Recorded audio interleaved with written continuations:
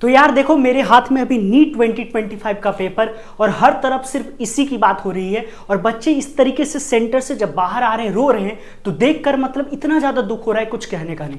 सिर्फ एक ही चीज की प्रॉब्लम थी कि तुम इसके लिए तैयार नहीं थे। ऐसा नहीं है कि पेपर इससे टफ नहीं आया, जेईई एडवांस वाले बच्चों से बात करो कितना टफ आता है, लेकिन वो मेंटली प्रिपेयर्ड होते हैं। तुम प्रिपेयर्ड नहीं थे, जिसके चलते तुम उस चीज को समझ ही नहीं पाए।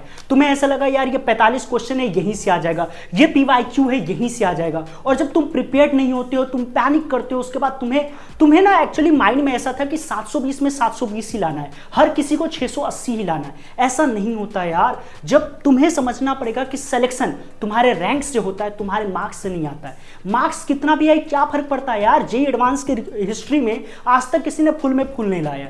जेईई एडवांस में 30% पे अगर कोई क्वेश्चन कर दे, अगर जेईई का बच्चा देख रहा होगा तो बता सकता है, उसका आईटी बॉम्बे दिल्ली हो जाता है। तुमको इस बात को समझना पड़ेगा। स्क्रीन पे लिखा हुआ भी अभी मैं बताऊंगा कि कट ऑफ क्या होगा, तो कट ऑफ गिरने वाली है, ये लिखवा के रख लो।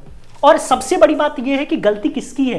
क्या ये गलती एनटीए की? नहीं ये गलती एनटीए की। लास्ट टाइम उन्होंने इजी बनाया, 720 पे भी एम्स दिल्ली नहीं मिल पा रहा था। बताओ कैसे उनकी गलती है? ऊपर से ये भी तो है, तुम बार बार पोक करोगे। मैंने बहुत सारे वीडियोस देखा, नाम तो मैं लूंगा ही नहीं, बट आप बार बार पोक करोगे तो यही होगा। तुम मुझे बोलोगे कि पेपर बनाओ और तुम मुझे बोलोगे तुम तो बाहर से पूछ ही नहीं सकते, तो मैं तो अपना रौद्र रूप दिखाऊंगा ना यार, बट उससे लॉस तुम्हारा हो रहा है।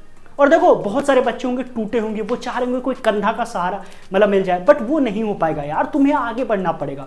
टफ चीजें इससे भी आएगी। जीतू भैया का एक डायलॉग है जो तुम्हारे लिए भी वैलिड है कि टफ चीजों को लड़ने में कॉन्फिडेंस आता है। और जरूरी नहीं कि यही रास्ता सिर्फ हो डॉक्टर बनने का, एमबीबीएस बनने का। तुम किसी और रास्ते के थ्रू भी वो काम कर सकते हो, सर्व कर सकते हो। जो भी तुम्हारा ड्रीम था मेडिकल लेने का, वो तुम अभी भी सर्व कर सकते हो। दूसरी बात यह है कि भाई फिजिक्स का क्या मिस्ट्री है, क्योंकि तुम रील पे देख रहे होगे 1 घंटा लग गया, 1.5 घंटा टीचर से नहीं क्वेश्चन बन रहे, तुम ऐसा रील देख रहे होगे। देखो मैंने भी खूब सारे रील बनाए हैं और सब पे मिलियंस में, तुम्हें अच्छे से पता है, बट रील एक अलग इंटरप्रिटेशन होता है। इसका यह मतलब नहीं है कि तुम पेपर बना ही नहीं सकते थे या कुछ अद्भुत हो गया। ठीक है, तो एक एक करके पॉइंट में बात करेंगे, कट ऑफ के भी बारे में बात करेंगे, बट वो लास्ट में बात करेंगे कि गवर्नमेंट मेडिकल कॉलेज किस पे बनेगा। बट ये वीडियो तुम्हारे लिए काम होगा अगर तुम अगली बार नीट के लिए एग्जाम देने वाले हो या जेईई एडवांस देने वाले हो। समझो भाई कि क्या चीज होती है, क्या साइकोलॉजी होती है। और मेरी एक बात हमेशा याद रखना, अच्छा डॉक्टर तभी तुम बन सकते हो जब उस टाइमली प्रेशर पे तुम काम कर सको, जब मेंटली तुम स्टेबल हो और साइकोलॉजिकली तुम स्टेबल हो। और इसी चीज का ये गेम था। पेपर है, देखो मैं केमिस्ट्री का फैकल्टी हूं तो फटाफट से मैं बात कर देता हूं। केमिस्ट्री का पेपर डुएबल था अगर आपने 2 साल तक ईमानदारी से मेहनत करी है, जेईई मेंस के भी पीवाईक्यूज लगाए हैं, तो डेफिनेटली आपका अच्छा गया होगा। बायो के बारे में बोला जा रहा है थोड़ा बहुत मॉडरेट टू टफ था, बट केमिस्ट्री इजी नहीं था, मॉडरेट था। ठीक है, मतलब जितना हम जेईई मेन में एक्सपेक्ट कर रहे थे वो नीट में पूछ दिया। और वैसे भी अगर देखें तो जेईई मेन में भी केमिस्ट्री इस पर ठीक ठाक पूछी गई है, तो अपन बहुत ज्यादा अचंभित नहीं हो सकते। बट यस, फिजिक्स वाज मतलब एक्सेप्शनली टफ था। कुछ क्वेश्चन तो बहुत ही ज्यादा टफ थे, जैसा आपको सबको पता होगा एक सरफेस टेंशन का क्वेश्चन है जो कि काफी हार्ड माना जा रहा है। ओवरऑल पेपर में यही था कि बैलेंस्ड आउट अप्रोच रखना था। कुछ पॉइंट्स मैंने लिखे ताकि टाइम जल्दी वेस्ट ना हो तुम्हारा। तो देखो सिंपल पहली बात तो ये है कि नीट 2025 का पेपर का साइकोलॉजी एग्जैक्टली जेईई एडवांस के साइकोलॉजी की तरह होना चाहिए। क्वेश्चन के साथ इमोशनल नहीं होना था। अगर आपको क्वेश्चन दिख रहा था कि ये नहीं हो रहा है, आपको उसी मोमेंट पे समझ जाना चाहिए था कि इसका कट ऑफ कम जाएगा। जो बच्चे ये समझ गए कि कट ऑफ कम जाएगा, वो माइंड से स्टेबल हो गए, वो अपने बेस्ट दिए। लेकिन जिनको लगा कि नहीं 720 में ही काम बनेगा, 680 में ही काम बनेगा, वो लुढ़क गए। बिकॉज जब हम यहाँ पे मैंने लिख भी रखा है कि जब इससे ही होता क्या है, जब हम स्पीड बनाते हमारा पैनिक सिचुएशन क्रिएट होता है और फिर हम सिली मिस्टेक करते हैं। और नीट तो गेम ही होता है स्पीड एंड एक्यूरेसी का। आप जहां पे सिली मिस्टेक किए चले जाओगे। कुछ क्वेश्चन 1 मिनट में बनाने का होता है, बट ऐसे क्वेश्चन थे जिनको 2 मिनट तो पढ़ने में ही लग रहा है। तो एनटीए ने यहाँ पे चाल चला है, ऑब्वियसली उनको चलना ही था, बिकॉज लास्ट टाइम इतना कुछ हो गया, कुछ कहने का नहीं। और फिर उनको बेस्ट टैलेंट को भी सर्च आउट करना होता है, तो कोई ना कोई चीज तो करना होगा। और वैसे भी जब पेपर टफ आता है तो वो बच्चे जिन्होंने पूरे 2 साल पढ़ा उनको फायदा होता है, बिकॉज कम मार्क्स पे भी आपकी अच्छी रैंक बन सकती है। बोला जा रहा है कि 2016 से भी ये पेपर टफ है।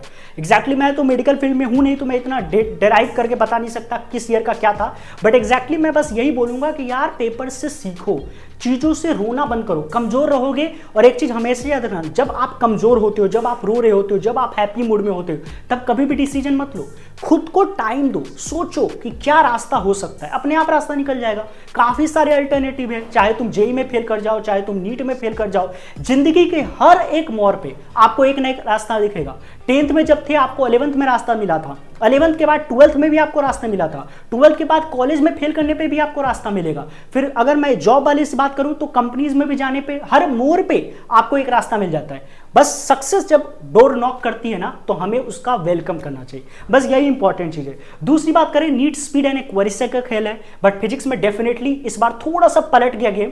हम लोगों ने उस चीज का एक्सेप्ट नहीं किया था कि यार ऐसा कुछ हो सकता है, ठीक है। बाकी फिजिक्स को जिसने लास्ट में अटेम्प्ट किया होगा, वैसे तो जनरली फिजिक्स को तुम लास्ट में अटेम्प्ट करते हो, तो मेरा ऐसा मानना है कि बहुत ज्यादा कट ऑफ नीचे नहीं जाएगा, बिकॉज जिस बच्चे ने बायो और केमिस्ट्री ढंग से कर लिया होगा तो उसके नंबर बनेंगे, ठीक है। बाकी अगर अपन बात करें टाइमिंग, देखो यही पेपर ऐसा नहीं है कि पेपर बस लेंदी था, यही 3 घंटे की जगह तुम 6 घंटे दे दो, घर पे आकर तुम सॉल्व करोगे, तुमसे मे भी बन जा रहा हो।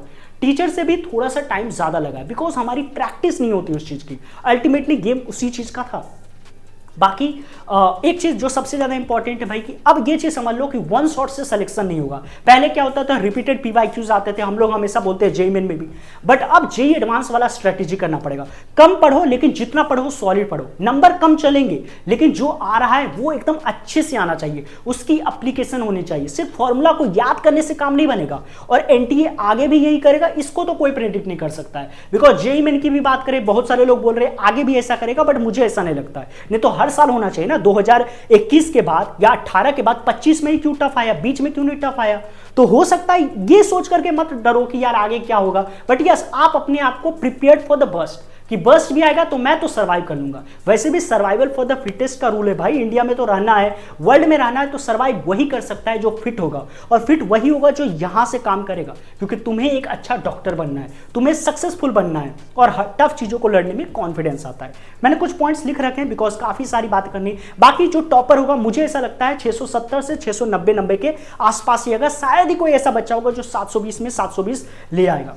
बाकी ओवर एक्सपेक्टेशंस बहुत सारे बच्चे करते हैं, एग्जाम हॉल में जाने से पहले ही सोच लेते हैं 680 से कम में तो सिलेक्शन ही होगा, ऐसा थोड़ी होता है। अभी तुम्हें जब शेप्स को लिखूंगा समझ में आ जाएगा क्या होता है। तो बार बार एक चीज समझो, जेईई एडवांस का पेडागोजी पे चलो, पहले से समझ के चलो, पेपर टफ आएगा तो क्या करना है, पेपर इजी आएगा तो क्या करना है, और पेपर को 1 से लेकर के लास्ट तक तुम्हें चेक करना था। बार बार मैं चिल्ला चिल्ला के थक गया, बट आप वो करते नहीं हो, आप बस रोना धोना करते हो, फिक्स्ड क्वेश्चन करने की कोशिश करते हो, शॉर्टकट अपनाते हो, और शॉर्टकट से सिलेक्शन कभी हो ही नहीं सकता है। बाकी फिजिक्स की कुछ खास बातें जो मैंने ऑब्जर्व करी है, पहली बात तो यह है कि रीडिंग एबिलिटी अपना ठीक करो, पढ़ने की शक्ति, जल्दी से जल्दी पढ़ने की कोशिश करो, अंडरलाइन करने की कोशिश करो। उसके बाद कॉम्पिटेंसी बेस्ड क्वेश्चन करो, डायरेक्ट फॉर्मूला बेस्ड क्वेश्चन से काम नहीं बनेगा। तीसरी, जेईई बेस्ड पीवाईक्यूज करो, ये पूरा पेपर को डेराइव करने के बाद अच्छे से पॉइंट बता रहा हूं, तो ध्यान देना जिन भी बच्चों का आगे आने वाला पेपर है, और मल्टी कंसेप्चुअल क्वेश्चन करो जैसा कि जेईई एडवांस में। भाई बस यही कहना है कि फिजिक्स से ना प्यार करना सीखो, सिर्फ फॉर्मूले रेड करके नीट का एग्जाम नहीं होगा, और सिर्फ नीट क्रैक करने से थोड़ी ना तुम अच्छा डॉक्टर बनोगे।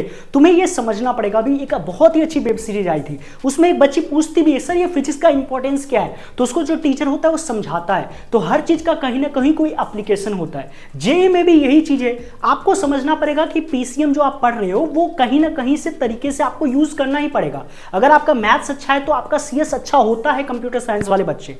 तो इसलिए ये चीज मत सोचा करो यार कि मुझे बस क्वेश्चन करना है, उससे प्यार करो, तभी तो वो चीज पढ़ने में मजेदार लगेगा। नहीं तो वही 10 क्वेश्चन फटे फटे वाले आएंगे। अगर आ गया, किस्मत सही दिया तो ठीक है, नहीं आया, क्वेश्चन को थोड़ा भी ट्विस्ट किया तो चले जाओगे काम से।